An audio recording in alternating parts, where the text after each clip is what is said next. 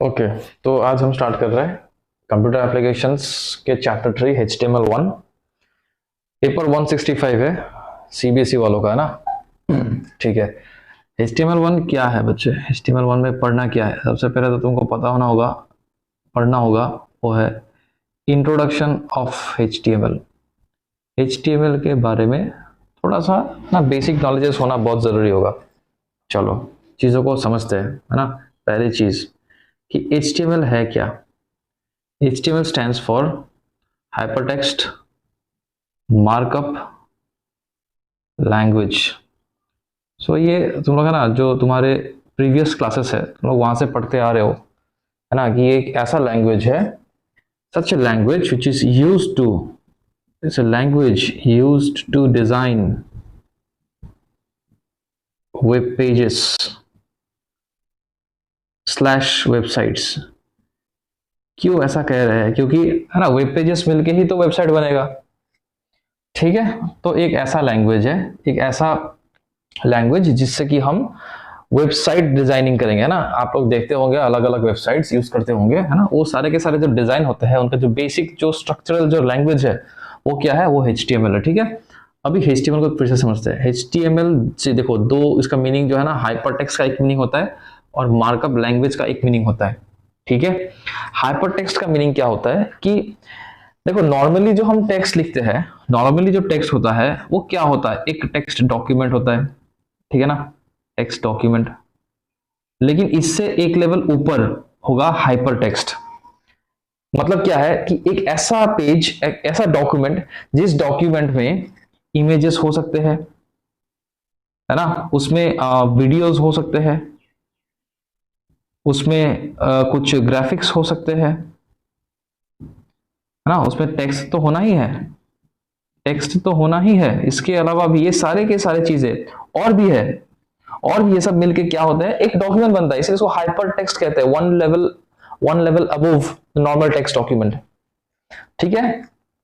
Markup language का meaning क्या हो गया? देखो, इसका मीनिंग ये हो गया कि सारे के सारे जो, ये सारे के सारे जो है ना, ये टेक्स्ट इमेजेस हो गए, ये सारे के सारे, इनको एक साथ एक दूसरे के साथ लिंक बना के रख देते हैं। यानी कि तुम टेक्स्ट को भी सिलेक्ट करो, इमेज को भी सिलेक्ट करो, वीडियो से भी सिलेक्ट करो, तो हम कुछ है ना उसको लिंक जाके है ना कुछ अलग वेब पेज ओपन कर सकते हैं। या फिर सारे के सारे चीजों को एक साथ है ना, एक साथ रख दिया जाता है, एक ही डॉक्यूमेंट में रख दिया जाता है, अरेंज किया जाता है, इसे इसको मार्कअप लैंग्वेज बोल दिया गया है। ठीक है, चलो यहां तक ठीक है, बहुत बढ़िया। आगे बढ़ते हैं। ये हाइपरटेक्स्ट मार्कअप लैंग्वेज ये स्टार्ट किसने किया? किसी ने तो किया होगा, तो उस बंदे का नाम है टिम बर्नर्स ली, है ना, इन 1990। चलो मैंने तो 1990 कह दिया, तुमको है ना अलग अलग कॉन्टेक्स्ट में, अलग अलग कॉन्टेक्स्ट में, किसी किसी बुक में, किसी किसी रेफरेंस में, किसी किसी वीडियोस में, है ना, तुमको ऐसा भी मिल जाएगा कि वो 1980 में स्टार्ट हुआ था, वो 1989 में स्टार्ट हुआ था, 1991 में स्टार्ट हुआ था। हाँ बिल्कुल सही है, वो लोग है ना, मैं कहूंगा कि ना बिल्कुल सही है। लेकिन तुमको जब पढ़ना है सीबीएसई के टेक्स्ट बुक के हिसाब से, तो तुमको 1990 मान के चलना है। बात बराबर। 1980 में हालांकि वो स्टार्ट हुआ था इन ना जिनेवा करके जो एक जगह है वहां पे स्टार्ट किया था। लेकिन 1989 में वो ऑपरेशनल हुआ था, 1991 में वो कमर्शियल हुआ था। ऑपरेशनल एंड कमर्शियल, इन चीजों को हम एडवांस लेवल में समझते हैं, है ना, अभी नहीं, क्लास 10 के लेवल में नहीं, है ना। तो हम चीजों को रेस्ट्रिक्ट करेंगे ताकि हम क्लास 10 तक जितना सिलेबस में दिया गया उतना ही पढ़े। ठीक है, बात बराबर। चलो आगे बढ़ते हैं। हमको कुछ और चीजों के बारे में पता होना होगा, है ना, जैसे कि HTML हम जो एक लैंग्वेज है इसको हमें लिखना पड़ेगा, है ना, कोडिंग इसको बोलते हैं, कोड करना पड़ेगा, करके इसका रिजल्ट निकलेगा। तो इनके लिए कुछ चीजें चाहिए होंगे हमें, कुछ एप्लीकेशंस के रिक्वायरमेंट है ना हमें, तो कुछ एप्लीकेशंस हमें चाहिए to write down the codes. Application requirement, software requirement क्या चाहिए हमें हमें तो चाहिए एक बेसिकली टेक्स्ट एडिटर। देखो मैं नहीं कह रहा कुछ एक्स्ट्रा, टेक्स्ट एडिटर चाहिए एक। ठीक है, नंबर 1 हमें टेक्स्ट एडिटर चाहिए, नंबर 2 हमें चाहिए एक वेब ब्राउजर। ये दोनों चीज हमारे पास हो गए तो हम वेब पेजेस बनाने स्टार्ट कर सकते हैं, बराबर। इसके अलावा कोई कोई बोलता है ना कि इंटरनेट कनेक्शन भी चाहिए क्या? देखो इंटरनेट कनेक्शन नहीं चाहिए, है ना, वी डोंट नीड। चलो आगे बढ़ते हैं। तो टेक्स्ट एडिटर्स के कुछ एग्जांपल्स देखो, बहुत सारे होते हैं ऐसे जिसमें हम ना कोडिंग कर सकते हैं, लेकिन हमें जो मान के चलना है क्लास 10 के हिसाब से, तो वो है नोटपैड। नोटपैड हर एक सिस्टम में अवेलेबल होता है, हर एक सिस्टम में वो सही सॉफ्टवेयर अवेलेबल है, ठीक है। और वेब ब्राउजर, हम बहुत सारे वेब ब्राउजर्स को यूज कर सकते हैं, मैं प्रेफर करता हूँ क्रोम, है ना, क्रोम यूज कर सकते हो, मोजिला फायरफॉक्स यूज कर सकते हैं, है ना, इन चीजों का इस्तेमाल हो सकता है, बराबर। आगे बढ़ते हैं, और क्या पढ़ना है ना, और हमें कुछ पढ़ना है कैरेक्टरिस्टिक्स। कैरेक्टरिस्टिक्स इतना काफी है, कैरेक्टरिस्टिक्स ऑफ HTML, या फिर आप ऐसे भी लिख सकते हो rules of HTML, rules to write HTML। कैसे कैसे कैरेक्टरिस्टिक्स होते हैं, देखो सबसे पहली बात कि HTML जो है ना is not case sensitive, is not case sensitive. इसके बारे में, इसका मीनिंग क्या हुआ कि हम जब HTML को लिखेंगे तो ऐसा हो सकता है कि कोई है ना अपर केस यूज कर रहा है, कोई लोअर केस यूज कर रहा है, कोई मिक्स्ड केस यूज कर रहा है, कोई टॉगल केस यूज कर रहा है, कुछ भी कर लो, जब तक कि तुम्हारा HTML के जो टैग्स होते हैं वो सही है, इसका मतलब तुमको रिजल्ट मिलने वाला है, ठीक है, बात बराबर। देखो चीजों को समझने के लिए मैं थोड़ा सा ना तुमको हेल्प करता हूं, चलो।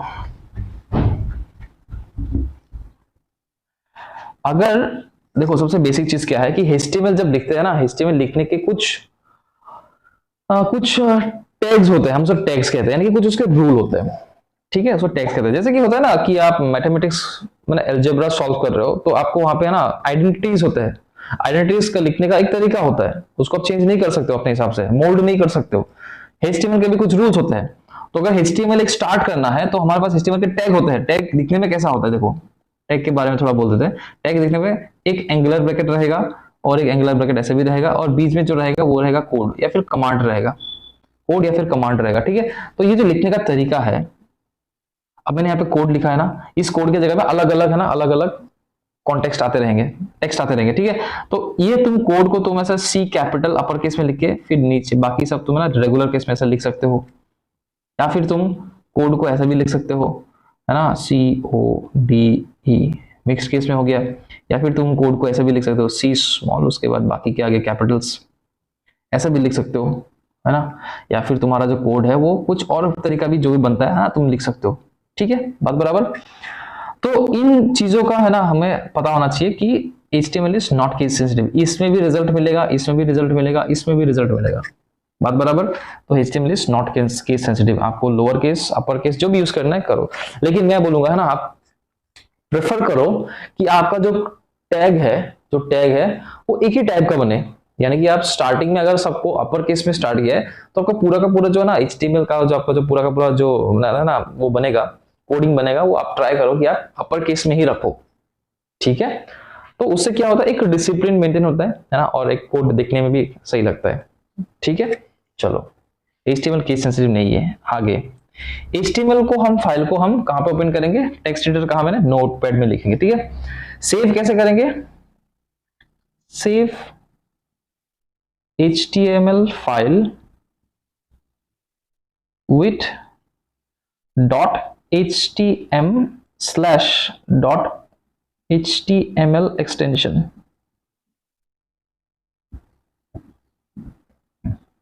देखो किसी भी फाइल को, HTML फाइल को जब सेव करना है, सॉरी, जब भी HTML को सेव करना है तो हम क्या करते हैं, उसको फाइल नेम लगा दे। देख मान लो कि एक फाइल नेम है, चलो मैं लेता हूं, मैंने एक फाइल बनाया है HTML का, उसका नाम रख दिया न्यू, ठीक है। तो न्यू के साथ मुझे क्या लिखना है, .htm या फिर new.html, ठीक है। तो इतना तुमको पता ना चाहिए। ये हालांकि मैं अभी थियोरी क्लास ले रहा हूं, तो थियोरी क्लास में मैं तुमको ऐसे ही बता रहा हूं, लेकिन इसके बाद ही नेक्स्ट क्लास में है ना मैं सारे चीजों को मैं ना प्रैक्टिकली मैं लैपटॉप का स्क्रीन जो है उसको मैं शेयर करके आप लोग को ना दिखा दूंगा, ठीक है। चलो यहां तक तुम ना पॉज करके वीडियो को नोट कर लो। ओके, अब आते हैं HTML elements and tags. HTML elements and tags. देखो HTML जब लिखते हैं ना तो उसमें कुछ टैग्स होते हैं, उसमें कुछ एलिमेंट होते हैं। क्या टैग क्या होता है, देखो पहले बात करते हैं टैग के बारे में। अ टैग यार सिंपल डेफिनेशन बन जाएगा, देखना। A tag is a command, अरे tag is a command enclosed within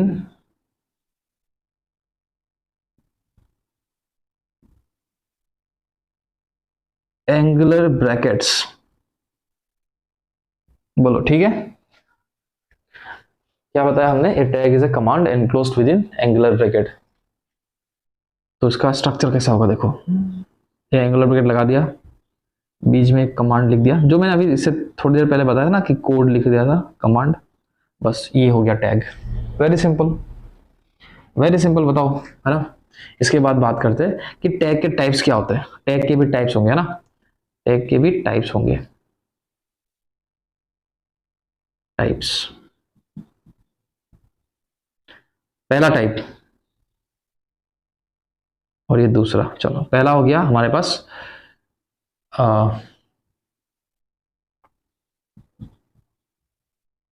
opening tag. Opening tag बोलते हैं इसको, है ना, किसी किसी बुक में, या फिर इसको स्टार्ट टैग भी बोलते हैं। एक बेसिकली ऐसा टैग जो जिससे स्टार्ट हो रहा है ना। तो इसके एग्जाम्पल कैसे होते हैं, चलो एग्जाम्पल मान लेते हैं कि एक, है ना, HTML ही मान लेते हैं, HTML टैग मान लेते हैं। तो HTML जब सिंपली एंगुलर ब्रैकेट के अंदर में एनकोड हुआ रहेगा तो इसको हम बोलेंगे ओपनिंग टैग, ठीक है। और दूसरा होता है क्लोजिंग टैग, या फिर इसको एंड टैग भी बोलते हैं, ठीक है। एग्जाम्पल कैसा होगा कि एक एंड टैग को हम एक फॉरवर्ड स्लैश इसमें ऐड कर देते हैं। एंगुलर ब्रैकेट आ गया, इसके बाद एक फॉरवर्ड स्लैश लगाना है, और फिर उसी टैग को हम लिख देंगे, उसी कमांड को लिख देंगे। तो ये HTML का क्लोजिंग टैग बन गया और ये HTML का ओपनिंग टैग। बात बराबर, चलो इतना हो गया। अभी हम बात करेंगे नेक्स्ट चीज, है ना। पहला पॉइंट ये, दूसरा पॉइंट हम बात करेंगे अभी एलिमेंट्स के बारे में। एलिमेंट्स, चलो एलिमेंट क्या होता है, एलिमेंट को समझते हैं।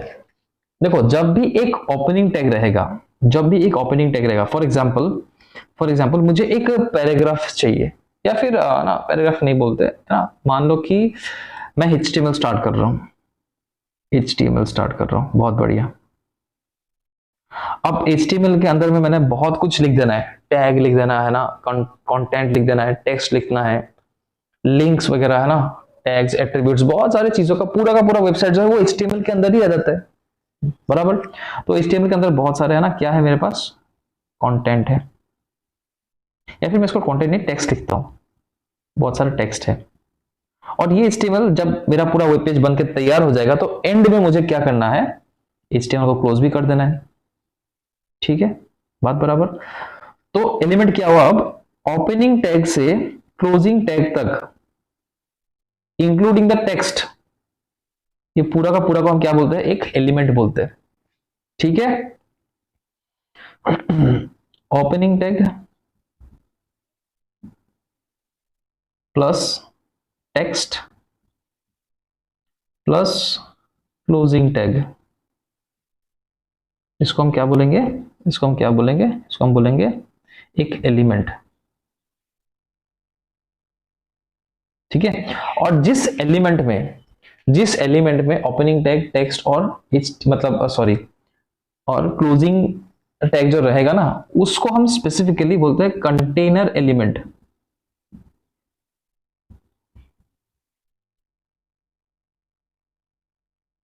ठीक है।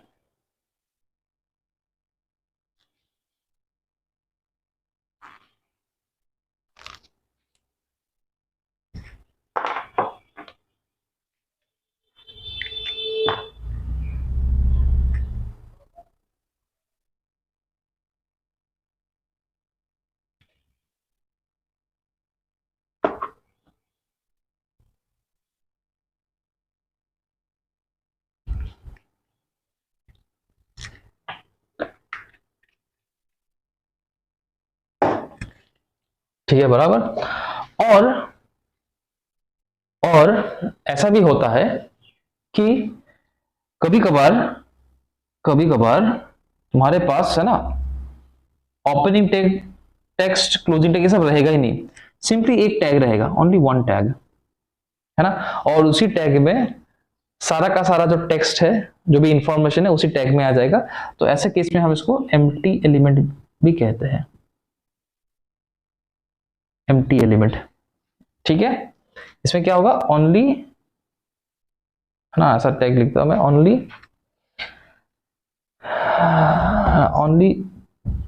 ओपनिंग टैग लिख देता हूं, जिसमें बस ओपनिंग टैग है, एंड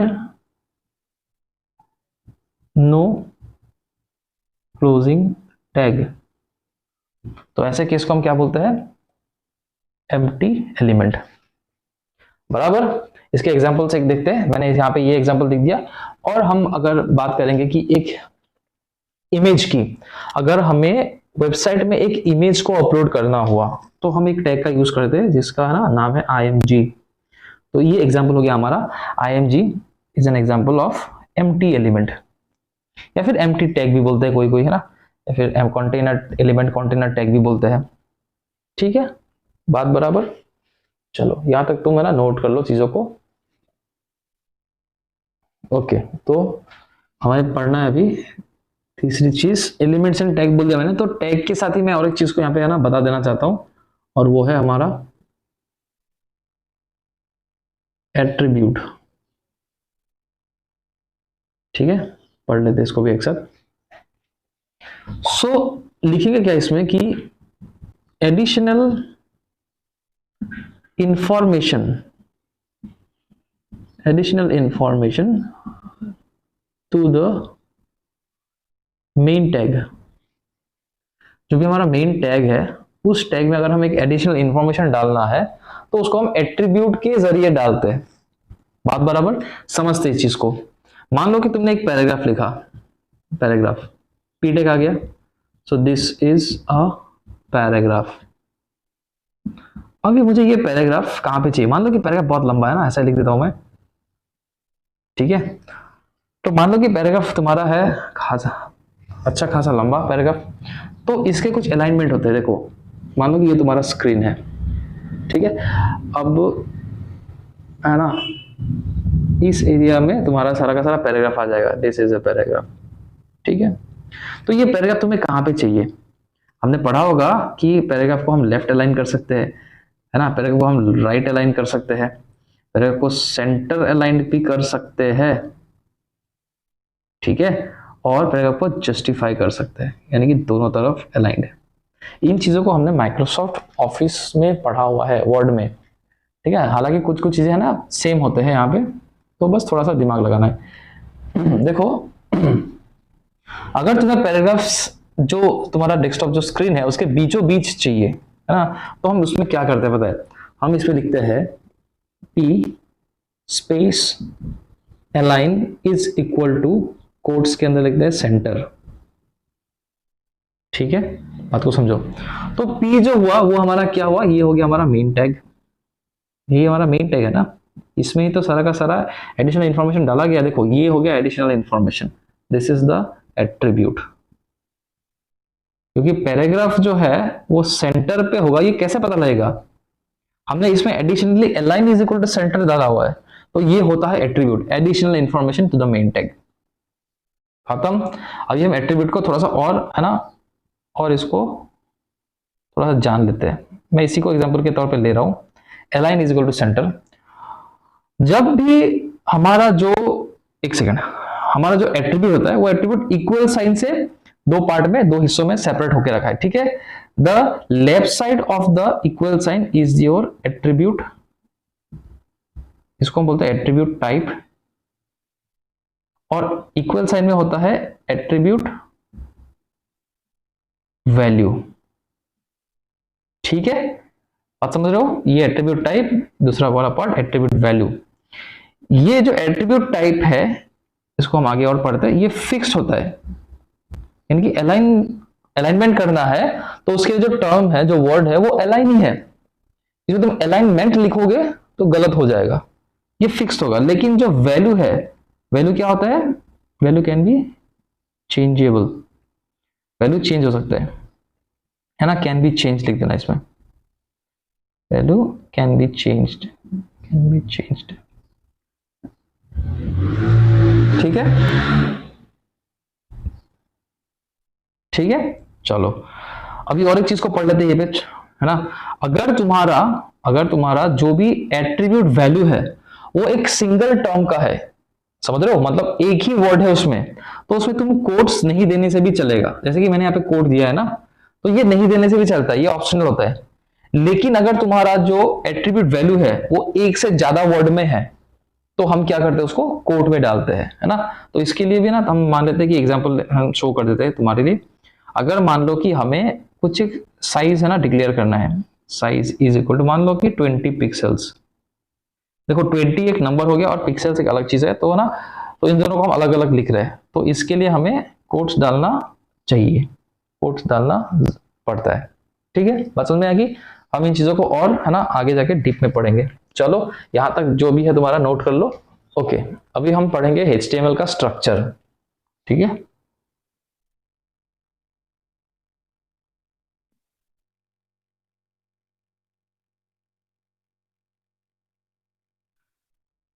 ओके, सबसे पहले आता है HTML टैग, उसके बाद आता है हेड,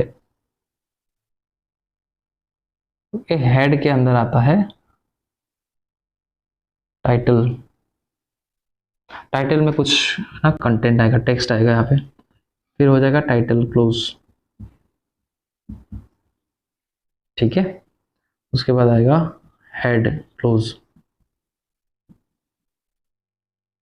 इसके बाद आएगा बॉडी ओपन, बॉडी के अंदर फिर से कंटेंट आएंगे ना, बहुत सारे कंटेंट आएंगे, पूरा का पूरा वेब पेज जो है ना इसी में आएगा, फिर हो जाएगा बॉडी क्लोज, और एंड में होता है HTML क्लोज। तो ये होता है स्ट्रक्चर जो कि हर एक वेब पेज में फॉलो होता है, हर एक वेब पेज जब लिखते हैं हम, तो ये कुछ स्ट्रक्चर ये फॉलो होना ही पड़ेगा। जैसे कि आप इंग्लिश के जो आप है ना, आपके जो लेटर होते हैं, एप्लीकेशंस होते हैं, उसमें भी कुछ है ना उसके फॉर्मेट होते हैं, उसी हिसाब से ना हम लिखते हैं, sender's address, receiver's address, date, subject, है ना, कुछ कुछ उसका पर्टिकुलर स्पेस होता है, तो यहाँ का भी यही सेम है, ठीक है, और बराबर। ये जो स्ट्रक्चर है ना हमने लिखा अभी, ये क्या है, ये होता है HTML5 से पहले का, before HTML5, before HTML5 version. देखो सबसे लेटेस्ट वर्जन जो है वो है HTML5, latest version is the HTML5। इससे पहले वाले जितने भी वर्जन्स है, जैसे कि हो गया HTML है ना 4.01 वर्जन, तो ये सारे के सारे है ना उससे पहले के जितने भी हो गए, सारे के स्ट्रक्चर ऐसे होते हैं, ठीक है। ओके, अब थोड़ा सा इसमें ना हम थोड़ा सा क्विक रिवीजन कर लेते हैं, क्या ना तुम लोगों को कितना कुछ समझ में आया है ना। चलो चेक करते हैं, देखो टोटल काउंट करते हैं कि यहाँ पे टोटल टैग कितने हैं। टोटल टैग कहा मैंने, तो देखो 1 2 3 4 5 6 7 8, टोटल टैग हो गए हमारे पास यहाँ पे 8, है ना। अब अगर हम कहेंगे कि टोटल ओपनिंग टैग कितने हैं, टोटल ओपनिंग टैग कितने हैं, अगर तुमने सीख लिया है तो तुम बोल सकते हो कि ओपनिंग टैग कितने हैं। देखो HTML ओपन है, हेड ओपन है, टाइटल ओपन है, ये तो टाइटल क्लोज है, यहाँ पे 3 हो गए, और यहाँ पे बॉडी ओपन है, देखो 4 है, टोटल 4 ओपनिंग टैग है ना।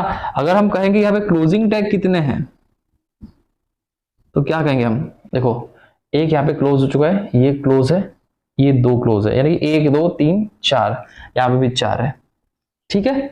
अगर हम उसके बाद हमने क्या पढ़ा कि हमने एलिमेंट पढ़ा, चलो हमारे पास कितने एलिमेंट है, कोई बोल सकता है ना, आप लोग खुद से भी चेक करो चीजों को ना। देखो HTML ओपन से HTML क्लोज तक, इसके अंदर जो भी आए वो सारे के सारे क्या हो गए, वो तो टेक्स्ट हो गया ना, तो हम क्या करेंगे कि इसको हम एक एलिमेंट मानेंगे, ठीक है, और जो एलिमेंट होगा उसका नाम होगा HTML एलिमेंट, ठीक है। तो यहाँ पे हमारे पास HTML एलिमेंट है, उसके बाद हेड ओपन से हेड क्लोज तक ये दूसरा एलिमेंट, हेड एलिमेंट, उसके बाद है ना टाइटल ओपन से टाइटल क्लोज, टाइटल एलिमेंट तीसरा एलिमेंट, और हो गया बॉडी ओपन से बॉडी क्लोज, कितने हो गए? 4 एलिमेंट। टोटल हमारे पास 4 एलिमेंट है।